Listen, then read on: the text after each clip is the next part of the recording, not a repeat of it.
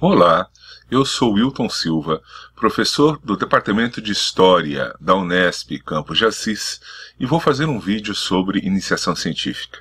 Trata-se, na verdade, de uma exposição a partir da minha perspectiva pessoal sobre o que é iniciação científica dentro das humanidades, e espero que seja útil para incentivar alunos de graduação que tenham interesse em entrar na área acadêmica. Se por acaso você gostar, após o vídeo, existe um link para um outro vídeo gravado por mim sobre como montar um projeto de pesquisa. Meu muito obrigado. Vamos juntos. Vamos então falar sobre a iniciação científica sem mistério. Quando o aluno tem interesse na iniciação científica, ele está querendo, portanto, fazer aquela atividade que caracteriza a universidade, justamente a pesquisa. A pesquisa, por sua vez, seria o quê? Bom, pesquisar, de certa maneira, é visitar um país estrangeiro, porque você se depara com uma nova geografia, uma nova cultura, uma nova linguagem, rotinas diferentes do seu dia a dia. Quando um aluno decide-se pela pesquisa, ele é obrigado, por exemplo, a identificar um tema, levantar bibliografia, desenvolver o hábito da leitura e da escrita, aprender a se expressar de uma certa maneira e, logicamente, toda essa experiência se traduz, né, numa forma de perceber a sua formação e a própria instituição universitária. Nesse sentido, portanto, essa experiência altera o aluno, modifica a pessoa que ele é e, em última análise, né, faz com que ele desenvolva um novo hábito, que é justamente a forma de se organizar. Esse processo, no entanto, ele não é feito individualmente.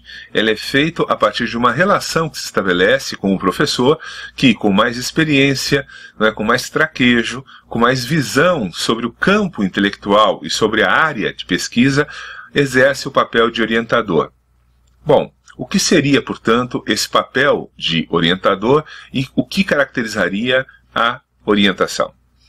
O que é a orientação? Orientar é um verbo transitivo direto, dispor-se ou ajustar-se com referência aos pontos cardeais, indicar a direção, nortear, guiar.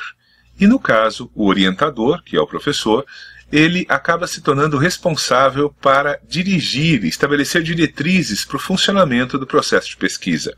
Dessa maneira, portanto, ele se torna uma espécie de condutor e de guia do orientando, que é o aluno.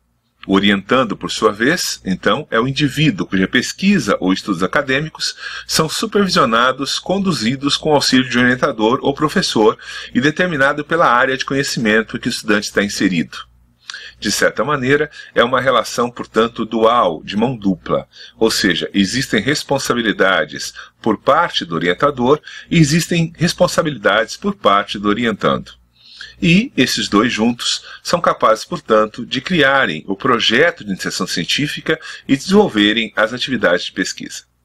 O que leva um aluno a se interessar pela pesquisa? Bom, alguns casos é uma questão também financeira. Embora a bolsa de iniciação científica seja bastante restrita, não é nenhuma fortuna, não é? Em janeiro de 2021, o aluno deveria dedicar 10 horas semanais à pesquisa e se ele tivesse uma bolsa do CNPq, ele receberia R$400 por mês. Se fosse uma bolsa de mestrado, seriam R$1.950 por mês. E uma bolsa de doutorado, R$2.900 por mês.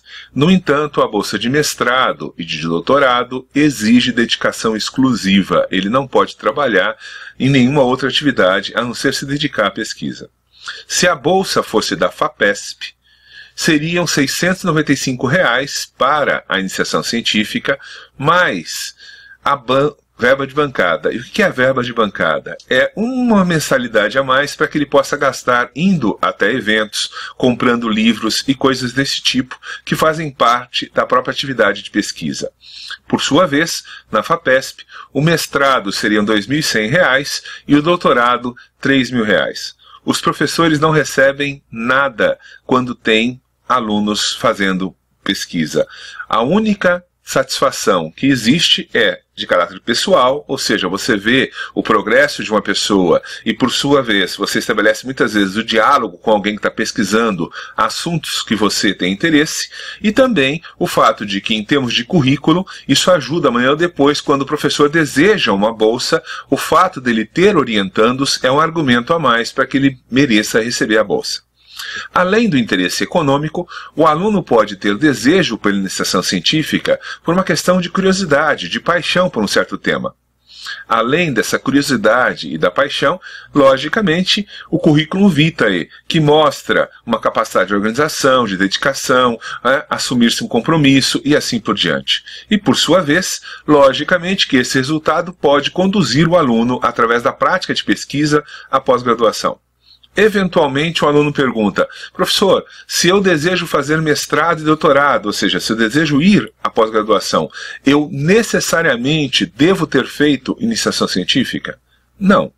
Mas se você fez iniciação científica, você desenvolveu práticas, hábitos, referenciais e habilidades que vão facilitar para você, né, a prática justamente da atividade acadêmica no mestrado e no doutorado. De certa maneira, a iniciação científica é uma preparação para que você possa seguir carreira acadêmica.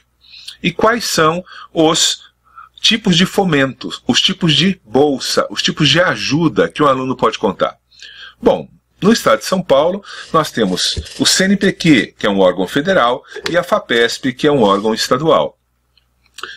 Esses dois órgãos têm políticas para que um projeto possa ser apresentado de duas naturezas. Ou através do chamado balcão, quando você vai diretamente à agência e pede à agência a bolsa pelo projeto que você tem, ou então de caráter institucional, que é mais intermediado pela universidade. Ou seja, são às vezes acordos que a universidade tem com o órgão de fomento, ou mesmo que o professor tem junto com a universidade em relação ao órgão de fomento. Vamos explicar um pouquinho melhor o que seria esse balcão e o que seria esse caminho institucional.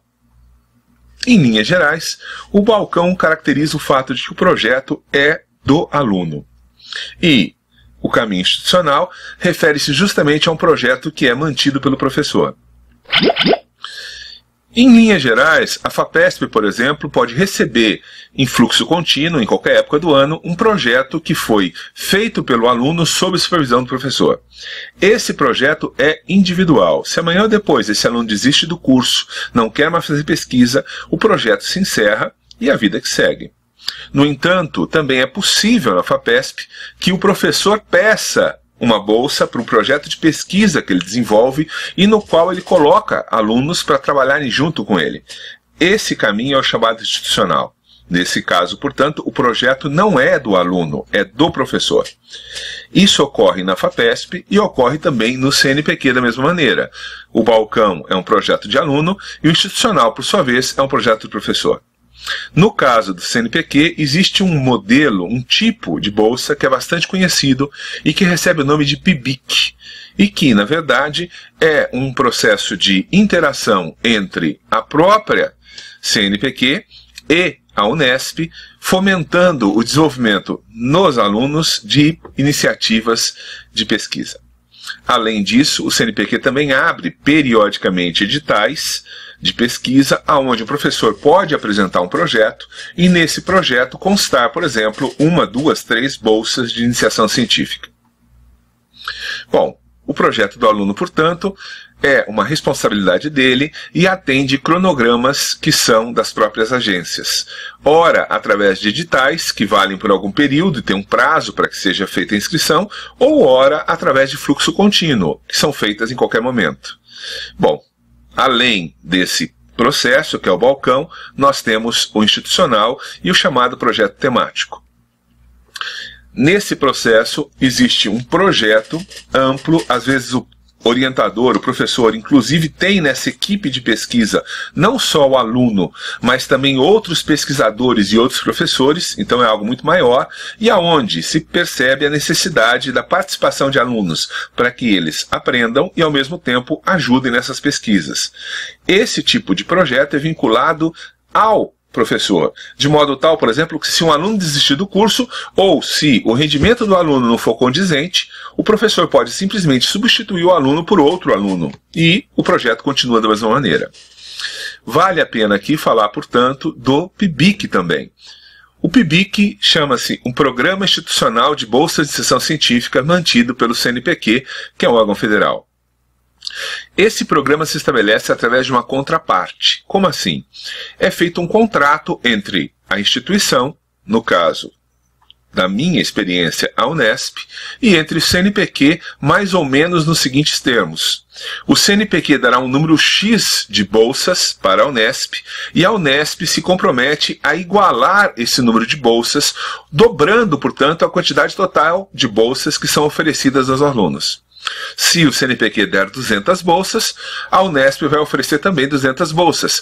Então, a PIBIC terá 400 bolsas. Se o CNPq oferecer 300 bolsas, a Unesp oferecerá também 300 bolsas, portanto, atingindo um total de 600 bolsas por ano para a iniciação científica. No caso da Unesp, cada professor pode apresentar no máximo 3 projetos de PIBIC, dos quais somente 2 serão contemplados. Você tem, portanto, a possibilidade de oferecer 3, e entre esses 3, até 2 podem receber bolsa. Essa bolsa corresponde a um aluno por projeto, e essa bolsa durará 12 meses. Se ao longo desses 12 meses o aluno não produzir o suficiente, ou ele não se interessar mais, ou ele desistir do curso, ele pode ser substituído uma única vez. Se por acaso ocorrerem, por exemplo, 2 desistências numa única bolsa de PIBIC, a bolsa é cancelada para aquele professor e ela vai para um professor que está na lista de espera com outro projeto de PIBIC, para que comece-se, portanto, os meses restantes como forma de pesquisa daquele professor e daquele aluno que ficou na lista de espera. A Unesp atualmente tem cerca de 400 bolsas PIBICs no total, sendo que o campus de Assis recebe 30 bolsas PIBIC, e dessas 30 bolsas PIBIC, 8 estão na história, das quais 2 são minhas. Por sua vez, existe um outro tipo de bolsa também oferecido pelo CNPq, mas que não se vincula à pesquisa, se vincula à docência. No caso do CNPq, essa bolsa de docência chama-se PIBID. E no caso da CAPES, existe também uma bolsa de docência que se chama residência pedagógica. No caso destas, nós temos em Assis 30 bolsas PIBID e RP, ou seja, de residência pedagógica juntas na história. Vamos falar um pouquinho sobre a PIBID e a residência pedagógica, que são também tipos de bolsa, embora não se destinem necessariamente à pesquisa. Estão vinculadas prioritariamente à docência e ao exercício do magistério. Bom, tanto a PIBID, que na verdade é uma sigla para o Programa Institucional de Bolsas de Docência do CNPq, se destinam a formar professores e que esses possam atuar futuramente na rede pública, no magistério do ensino fundamental. Já a residência pedagógica tem a mesma finalidade, mas ela é mantida pela CAPES. E, logicamente, existe, portanto, uma diferença entre PIBIC, PIBID e RP, no sentido das particularidades dessas 3 bolsas. E quais seriam, esses contrastes que existem entre essas diferentes bolsas? Em linhas gerais, a PIBID e a RP são, pela sua própria definição, voltadas à formação para o magistério do ensino fundamental. São bolsas de docência. Por sua vez, a PIBIC, como o próprio nome indica, é uma bolsa de investigação, de pesquisa. Um outro aspecto é que o processo de seleção da PIBID e da RP é feito a partir do docente e do grupo de docentes que são os gestores desses programas dentro das instituições. Então, na verdade, existe uma relação mínima entre os bolsistas e aqueles que distribuem as bolsas, o que não ocorre no caso da PIBIC. Por quê? No caso da PIBIC, as bolsas são submetidas através de um código, pelo qual você não sabe o nome nem do aluno e nem do professor. O que caracteriza o que, academicamente, é chamado de avaliação cega pelos pares, ou seja, a pessoa que avalia não sabe se aquele projeto é de um amigo seu, de um inimigo seu, de alguém com que ele simpatiza ou ele antipatiza, de um aluno que ele acha brilhante ou que ele acha medíocre, o que torna muito mais honesto nesse aspecto o processo de avaliação, impedindo que simpatias pessoais possam atuar para a escolha da PIBIC. Um fator interessante também é que enquanto a PIBID e a RP, pelo próprio nome, se destina à formação de professores, não é? Ela permite o desenvolvimento de um tipo de pesquisa muito particular, que é a chamada pesquisa-ação.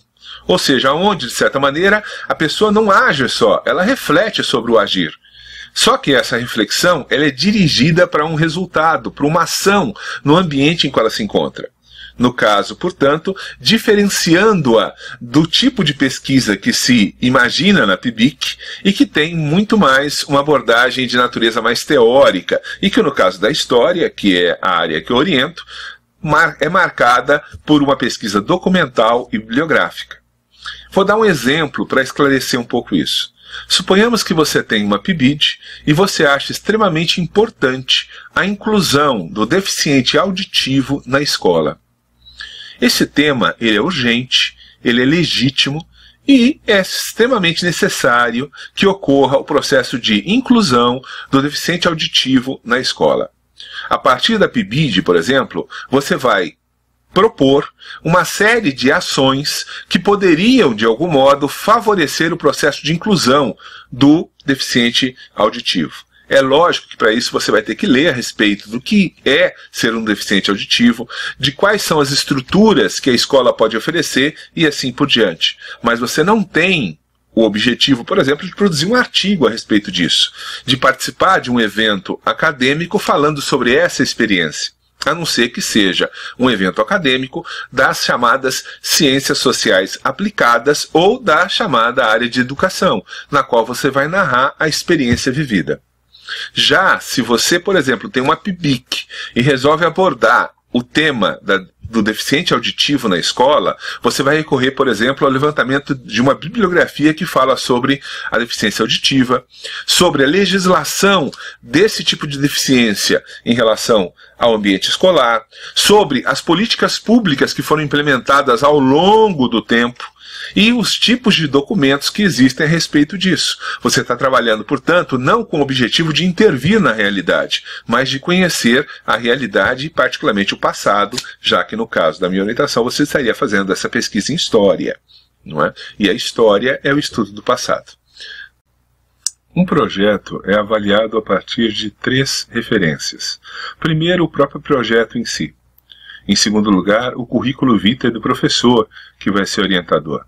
E em terceiro, o currículo vitae do aluno. Quais são, não é, os critérios para essa avaliação ocorrer? Na verdade, existe uma forma de ranqueamento desse projeto, do currículo vitae do professor e do currículo vitae do aluno. Na Unesp, esse ranqueamento é feito através de uma escala, onde você tem excelente, muito bom, bom, regular e fraco. Já no CNPq é uma média matemática a partir da qual certos indicadores, né, do projeto, desempenho do aluno e da produção do professor originam, portanto, um número, e esse número é a grandeza que vai justificar ou não o recebimento da bolsa. Bom, de que maneira que isso se processa? O projeto em si, ele vai ser avaliado a partir de alguns critérios básicos. Em primeiro lugar, a chamada intertextualidade. O que é isso? É o fato de que o aluno leu a respeito daquele tema dentro da área que ele quer pesquisar.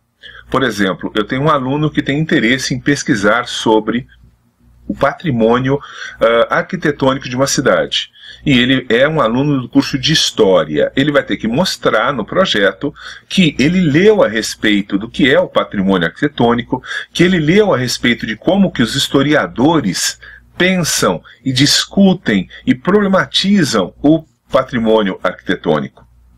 Além dessa intertextualidade, ou seja, eu sou historiador e estou conversando com historiadores. A mesma coisa existiria se eu sou biólogo e estou conversando com biólogos. Se eu sou sociólogo, estou conversando com sociólogos. Se eu sou jornalista, estou conversando com jornalistas. Além dessa intertextualidade, existe a necessidade da delimitação. Ou seja, aquilo que eu quero pesquisar está bem definido. Não está, por exemplo, influenciado por uma concepção de Deus e sua época, em que eu quero falar tudo a respeito de uma coisa. E é justamente pela impossibilidade de falar tudo a respeito de qualquer coisa que eu devo delimitar dentro daquilo que é possível de ser feito. E, obviamente, que a pesquisa seja original. Não que ela seja sobre um assunto original, mas que ela seja original na forma como ela vai tratar esse assunto. Por exemplo, Machado de Assis já foi amplamente estudado. Tudo que podia se estudar em Machado de Assis já foi feito. Mas, de repente, eu posso propor uma nova pesquisa a respeito de Machado de Assis, comparando, por exemplo, algo que ainda não foi feito a respeito dele. Como que as biografias de Machado de Assis eram escritas? Ou como que os personagens masculinos se comportavam no romance tal? Ou como, por exemplo, Machado de Assis descreve a economia do período em que os personagens vivem. Então eu crio uma pergunta, tentando ser uma pergunta dessa maneira original, sobre um assunto que por sua vez já foi anteriormente explorado e que eu estou propondo explorar de uma maneira nova. É isso que caracteriza a originalidade. Além da intertextualidade, delimitação e originalidade, eu tenho a viabilidade, ou seja, aquilo que eu quero fazer é possível de ser feito. Por exemplo, suponhamos que eu queira estudar os manuscritos do Mar Morto, que são textos religiosos muito antigos. E esses textos foram escritos em grego e em aramaico, duas línguas antigas. E eu não leio nem grego nem aramaico, então eu não posso estudar, porque isso não é viável. Não é? Por sua vez, eu quero estudar documentos que só estão disponíveis na França. Eu moro no interior de São Paulo, eu não tenho como ir até a França e esses documentos não estão na internet. Então, eu não tenho como estudar esses documentos. Isso se torna inviável. Eu tenho, portanto, que lidar com coisas que eu possa efetivamente pesquisar. E esse é um critério importante no projeto. Além desses itens anteriores, existe um que nem sempre o aluno percebe, a chamada aderência. Nem sempre fica muito claro para o aluno o que seria essa aderência. A aderência se refere à forma como o assunto pesquisado, de alguma maneira, converge para aquilo que o orientador pesquisa e aquilo que ele produz. Suponhamos, eu, o Wilton, faço parte de um grupo de pesquisa, coordena um grupo de pesquisa que trabalha com as dimensões de biografias e de história da historiografia. No entanto, o aluno chega para mim e fala assim: Wilton, eu acho você uma pessoa dedicada, eu acho que você tem um bom currículo, eu acho que você é uma pessoa acessível, me trata bem, eu gostaria que você fosse meu orientador. Eu falo: não, tudo bem, sobre o que você quer pesquisar? E essa pessoa diz: olha, eu quero pesquisar, por exemplo, sobre videogames e sobre os videogames e a maneira como eles falam sobre a antiguidade. Eu falo: olha, infelizmente nós temos um problema aí. Qual é? Eu nunca pesquisei sobre videogames. Eu nunca escrevi nada sobre videogames. Eu não conheço absolutamente nada sobre a antiguidade. Eu nunca pesquisei ou escrevi nada sobre a antiguidade. Portanto, eu posso até te orientar, mas eu não vou ter aderência. Nenhuma instituição vai dar uma bolsa para um professor que não tem aderência à área de pesquisa, porque, na verdade, a minha orientação seria muito capenga, muito limitada, muito deixa que eu chuto, muito improvisada. Então, essa é uma questão importante. Você observar o que os seus professores pesquisam para que você possa pensar em pesquisas que de alguma forma dialogam com esses professores. Ah, Wilton, mas por exemplo, vamos supor, eu quero pesquisar cultura indígena. Poxa, e nenhum professor na minha faculdade trabalha com cultura indígena. Bom, isso é verdade. Mas de repente, por exemplo, você, vamos supor, poderia conversar com um professor que trabalha sobre literatura e discutir de que forma a literatura representa a cultura indígena num certo período.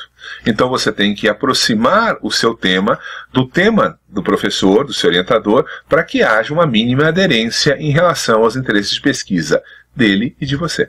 Tudo bem?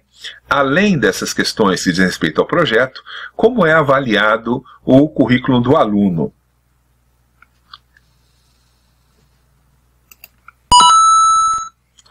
Bom, o currículo do aluno é avaliado a partir do histórico escolar e do Lattes dele. Obviamente que isso é uma questão matemática, mas, por outro lado, no Lattes é a chance que você tem de falar a respeito de você. Você não vai dizer, por exemplo, que você foi o campeão de esconde-esconde na 5ª série. Você não vai dizer, por exemplo, que você sabia fazer todos os tipos de nós quando você fazia parte do grupo escoteiro. O Lattes é um currículo vitae mantido pelo CNPq e voltado para a vida acadêmica. Então, por exemplo, eu fiz um curso extra, eu aprendi uma língua a mais, eu me dediquei a tal tipo de atividade, eu realizei um estágio, eu estive naquele evento, eu ouvi aquela palestra, ou seja, todas essas atividades que podem agregar valor ao seu desenvolvimento intelectual devem constar do seu Lattes. É por isso que é necessário manter o Lattes atualizado e tornar isso um hábito, para que você tenha sempre um perfil de pesquisador. Por último, mas não menos importante, vem a questão justamente de como avaliar o professor. Bom, o professor é uma coisa complicada porque eu não ia falar isso, mas eu vou falar. Os professores universitários, geralmente, eles sempre dormem em cama de casal, mesmo que eles não sejam casados, para que possa caber o professor e o ego do professor. Nós somos donos de uma grande vaidade.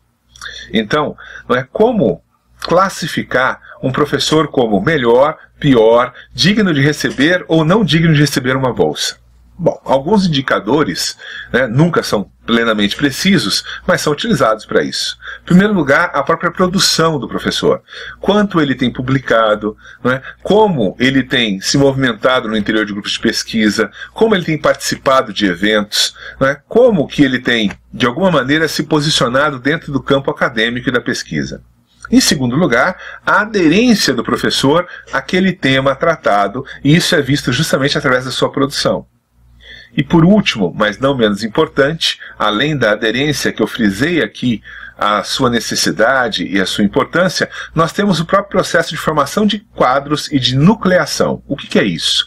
É a maneira como, por exemplo, esse professor pega um aluno de iniciação científica e esse aluno consegue ir ao mestrado e ao doutorado. Como aquele mestre ou doutor se torna professor universitário. E não o diploma passa a ser apenas mais um papel na parede, mais um quadro que é guardado no escritório para lembrar um bom momento vivido por aquele que fez o mestrado e doutorado.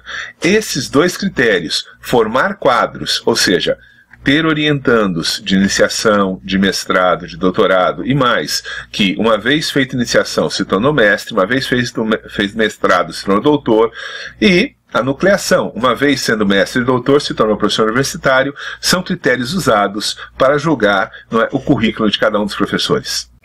Eu falei sobre a aderência e disse da sua importância na hora de escolher como fazer uma iniciação científica. Se você estivesse utilizando um GPS para se orientar em relação a qual caminho tomar em relação ao seu destino acadêmico, com certeza o tema da aderência despertaria no GPS a seguinte aviso para você. Isso é importante, fundamental, essencial, necessário, relevante e imprescindível. No caso da Unesp de Assis, que tem uma pós-graduação em conjunto com Franca, nós temos duas linhas de pesquisa, História e Cultura Social e Cultura, Historiografia e Patrimônio. A partir, portanto, dessas duas linhas, os professores desenvolvem suas pesquisas e um aluno que tem interesse deve vislumbrar ali, na listagem desses professores e dos seus interesses de pesquisa, assim como nos seus respectivos currículos Lattes, o que poderia, de alguma maneira, servir para apoiá-lo no processo de desenvolver essa atividade. Esses professores orientam iniciação científica, mestrado e doutorado, embora cada um desses níveis tenha diferente forma de aprofundamento e também, uma questão fundamental, é a duração de cada um desse tipo de bolsa. Em geral, a iniciação científica é uma bolsa projetada para durar 1 ano, podendo se estender por até mais 1 ano. Já o mestrado, por sua vez, tem uma bolsa e um desenvolvimento num prazo de 2 anos. E o doutorado tem bolsa e desenvolvimento previsto para 4 anos. Em relação à iniciação científica, o orientador pode ter quantos orientandos ele quiser. Então, por exemplo, eu posso ter 10 orientandos ao mesmo tempo fazendo iniciação científica.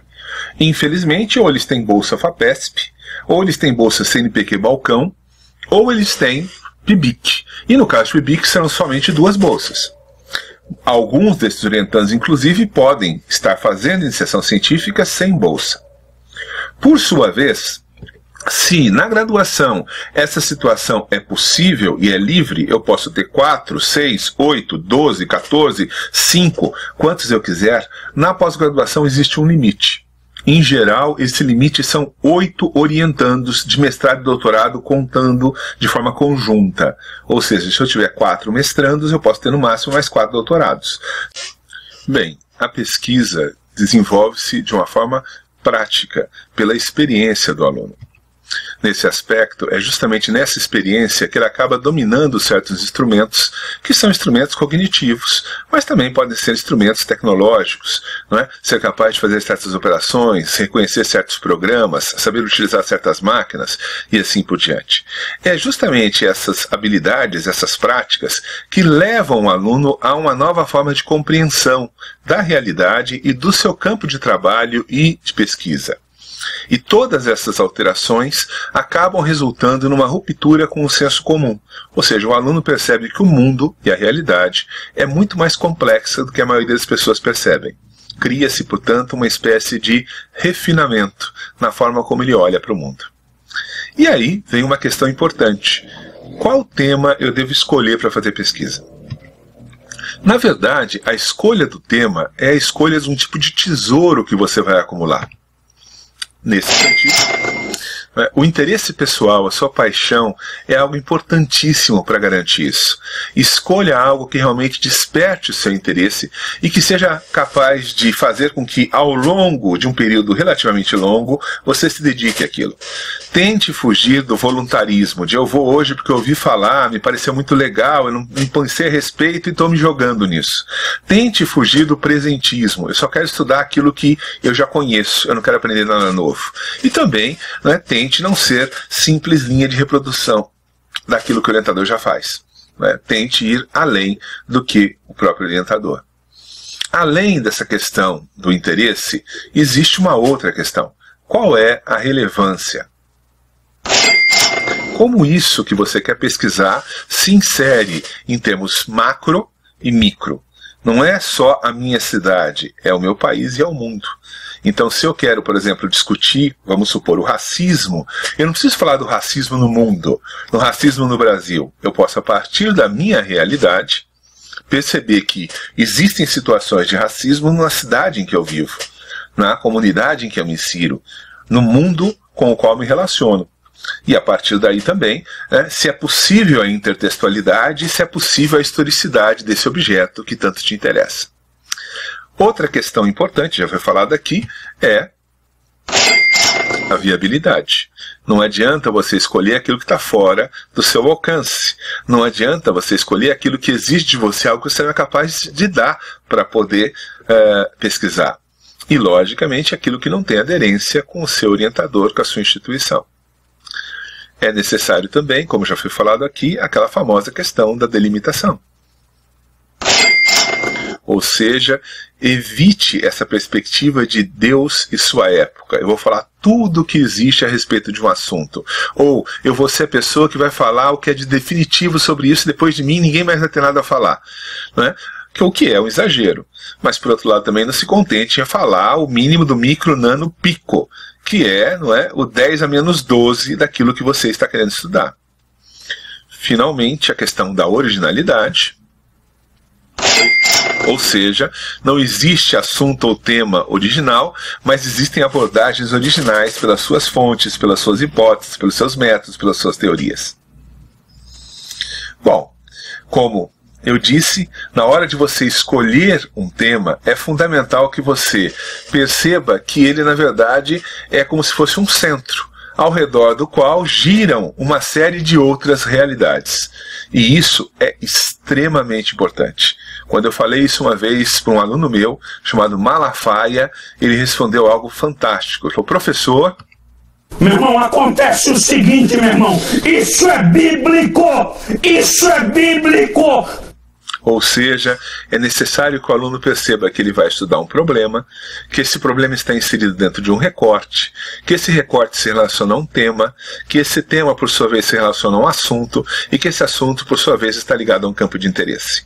O que significa isso? Que há um funil do grande tema para aquilo que você pesquisa. E isso se dá mais ou menos pelo seguinte exemplo, mostrado por um grande intelectual, um grande pesquisador chamado Umberto Eco, em que ele diz: o tema geologia é muito amplo. Geologia é algo que poderia encher, por exemplo, várias bibliotecas. Aí eu falo, não, dentro da geologia eu me interesso por vulcanologia, o estudo dos vulcões. Mas o estudo dos vulcões também daria para encher muitas bibliotecas. Não, então eu vou estudar só os vulcões do México. Bom, isso já dá para encher algumas estantes, ou seja, ainda é muito longo. Então eu vou estudar um vulcão em particular, a história do Popocatépetl, um dos companheiros do Cortés, teria escalado em 1519 e que só teve erupção violenta em 1702. Bom, esse já é um tema mais restrito e diz respeito a um número mais restrito de anos.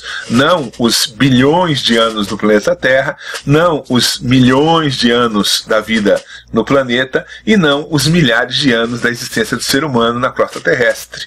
Você pode escolher, por exemplo, o nascimento e a morte aparente do Paricutim, dos vulcões, né, em 20 de fevereiro de 43 a 4 de março de 52, quando ele desapareceu, parou de fazer fumaça, foi como se ele tivesse morrido. Então você delimitou um período, um objeto só, e é a possibilidade de você levantar documentação sobre isso e, portanto, fazer uma pesquisa.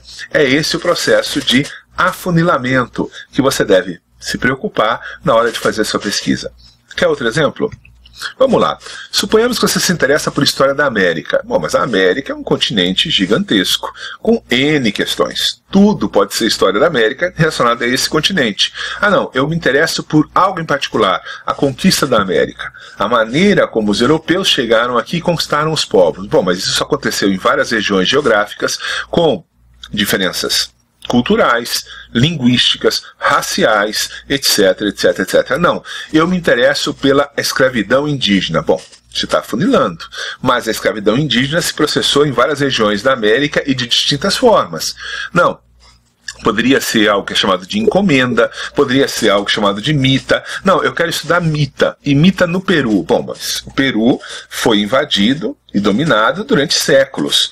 Você tem que reduzir isso para um período mais razoável. Não, eu vou trabalhar com trabalho indígena nas minas de Potosí, na forma de mita, entre 1570 e 1620, porque eu localizei documentos que falam sobre isso e que estão disponíveis na internet. Bom, uma boa escolha. Você partiu de história da América, foi afunilando até chegar às minas de Potosí, no Peru, não é?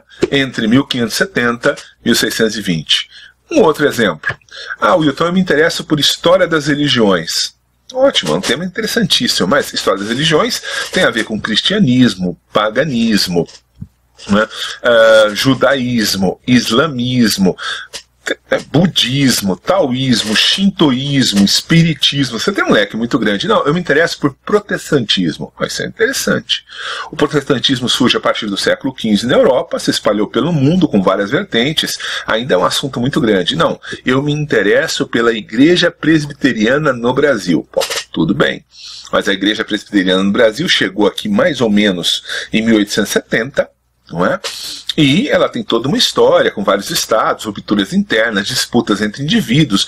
O que te interessa? Não, me interessa os missionários na transição monarquia-república, naquele momento em particular, em que o Brasil deixava de ser uma monarquia, onde era obrigatório você ter a religião católica, e surgia a república, onde era possível você ter outras religiões.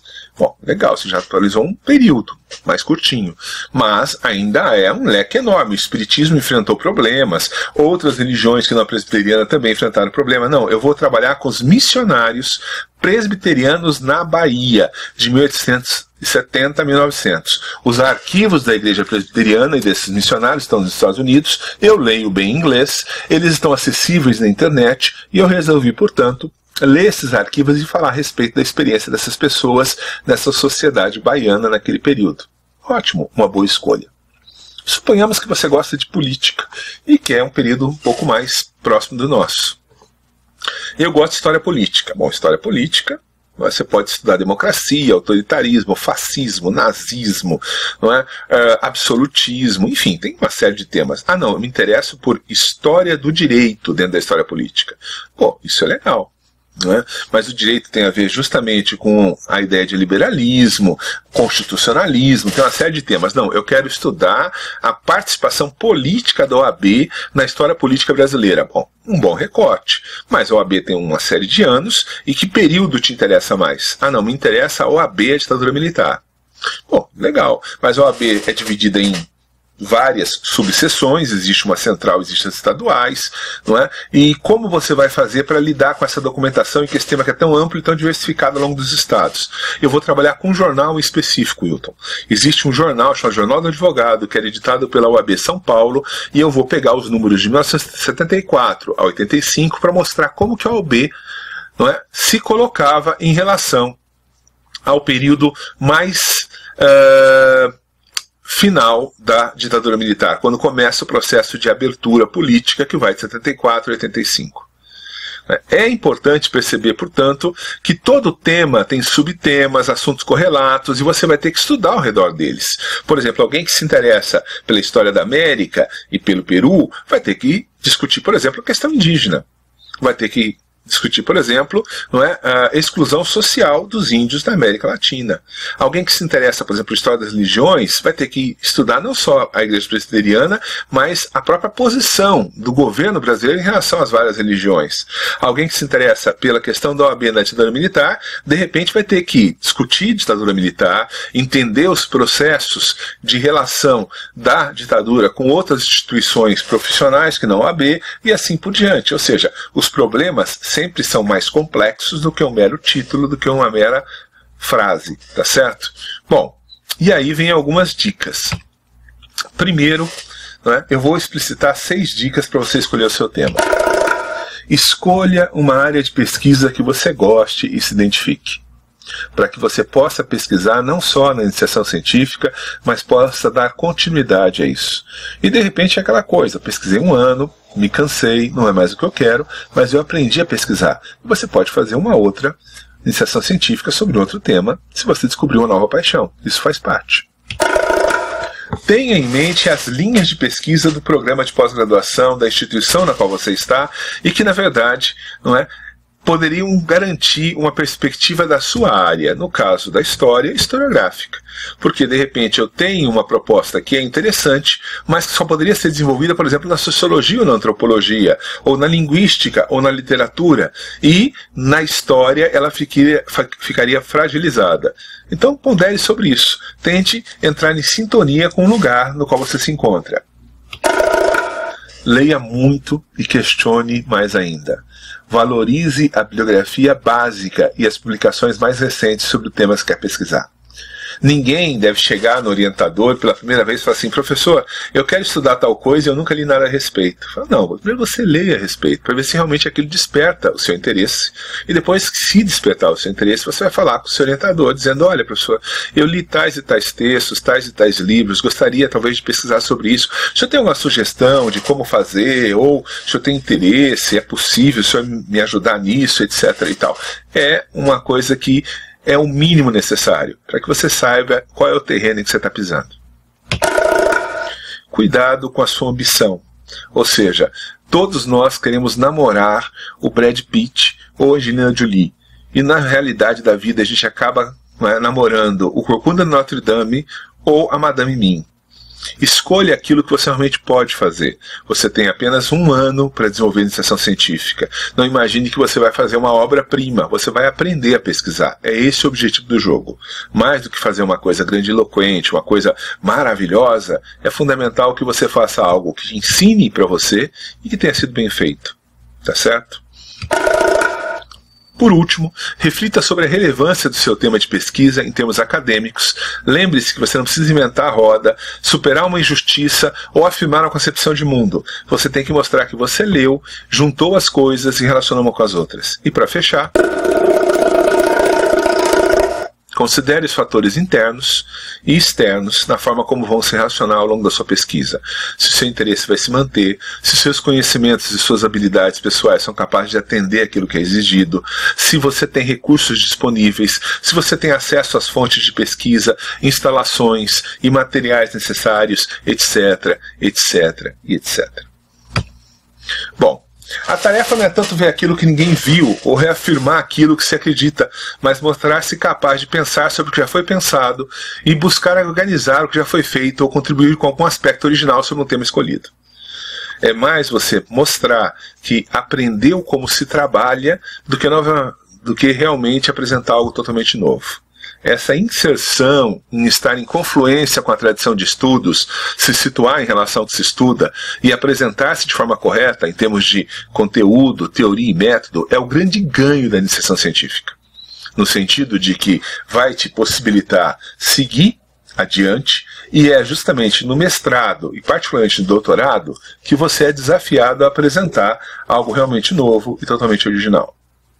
Vamos falar de alguns pecadinhos que se comete quando se faz iniciação científica. Em primeiro lugar, não aceitar ingenuidade ou comunidade em relações de comensalismo ou charlatanismo. Não faça as coisas nas coxas, não faça as coisas na pressa, não faça as coisas da maneira mais fácil. Aprenda a fazer para que você possa fazer sempre. Quando você não percebe os vínculos, você faz parte de um grupo de pesquisa, você está ligado a um orientador, você tem compromissos com esse grupo, com esse orientador, para o bem e para o mal.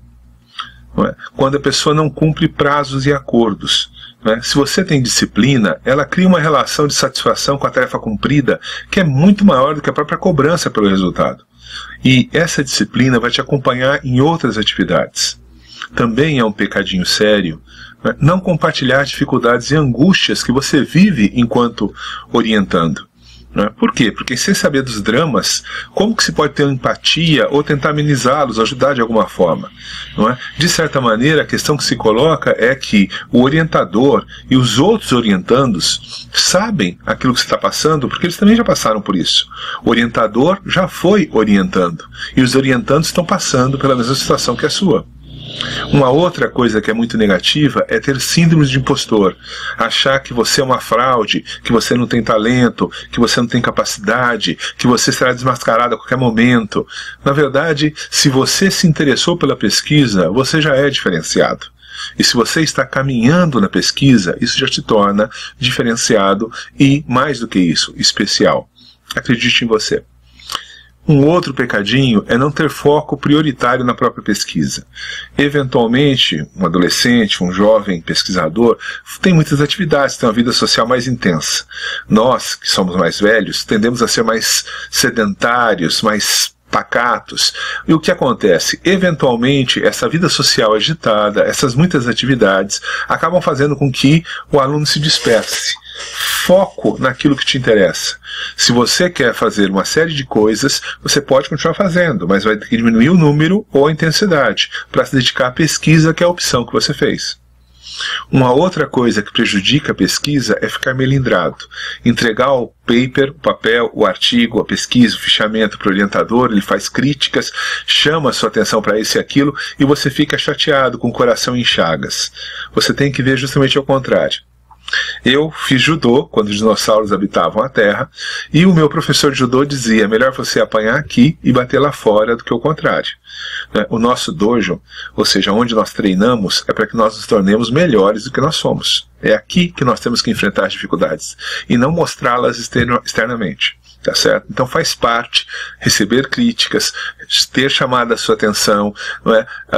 Ter algum tipo de enfrentamento, porque relacionamentos são assim, e o processo de evolução e aprendizagem é também um processo doloroso sempre, de alguma forma. Um outro pecado muito grave é simplesmente sumir. Quando de repente fica muito difícil, desanimador, eu estou com medo de mostrar aquilo que eu fiz, às vezes as pessoas somem. Isso só deve acontecer se você pretende não voltar mais, porque o próprio sumir já é por si só um desgaste da relação. Finalmente, para encerrar esses pecadinhos que você deve evitar, não queira antecipar etapas. A vida acadêmica, a carreira intelectual, ela é um processo sedimentar, onde uma camada pousa sobre a outra. As coisas são resultado ao longo do tempo. Então não adianta você querer escrever o projeto antes de ter lido a bibliografia. Não adianta querer publicar o artigo antes de ter terminado o projeto. Não adianta querer participar de 20 eventos se você não tem o que comunicar em um só. As coisas vão vir ao seu tempo. Plante e colha no tempo devido. Finalmente, saiba que a oportunidade perdida não regressa. Ou seja, aquilo que não foi lido, aquilo que não foi escrito, se perdeu. Portanto, é necessário que você tenha essa disciplina de buscar manter a leitura e manter a escrita como forma de aprimoramento constante da sua atividade de pesquisa.